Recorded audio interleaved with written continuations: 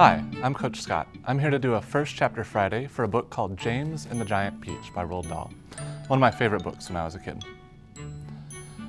Until he was 4 years old, James Henry Trotter had had a happy life. He lived peacefully with his mother and father in a beautiful house beside the sea. There were always plenty of other children for him to play with, and there was a sandy beach for him to run about on and the ocean to paddle in.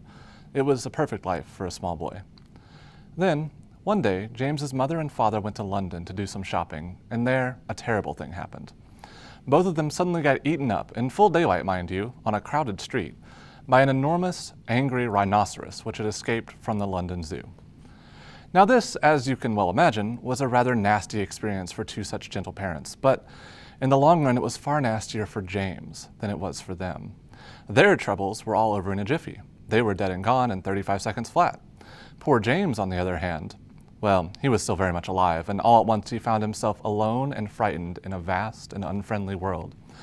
The lovely house by the seaside had to be sold immediately, and the little boy, carrying nothing but a small suitcase containing a pair of pajamas and a toothbrush, was sent away to live with his two aunts. Their names were Aunt Sponge and Aunt Spiker, and I am sorry to say that they were both really horrible people. They were selfish and lazy and cruel, and right from the beginning they started beating poor James for almost no reason at all.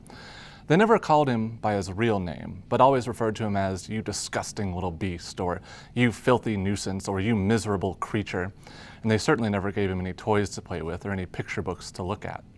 His room was as bare as a prison cell. They lived, Aunt Sponge, Aunt Spiker, and now James, as well, in a queer ramshackle house on top of a high hill in the south of England. The hill was so high that from almost anywhere in the garden, James could look down and see for miles and miles across a marvelous landscape of woods and fields.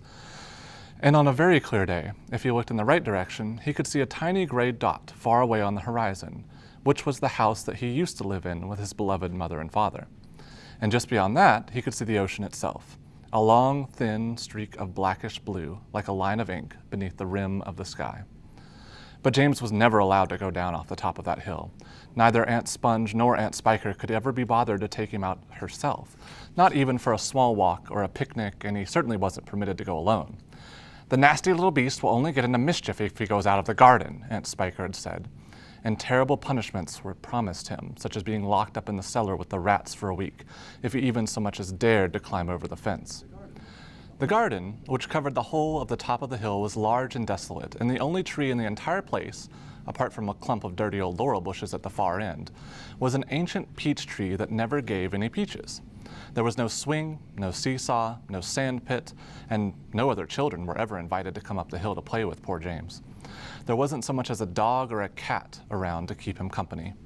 And as time went on, he became sadder and more lonely, and he used to spend hours every day standing at the bottom of the garden, gazing wistfully at the lovely but forbidden world of woods and fields and ocean that was spread out below him like a magic carpet.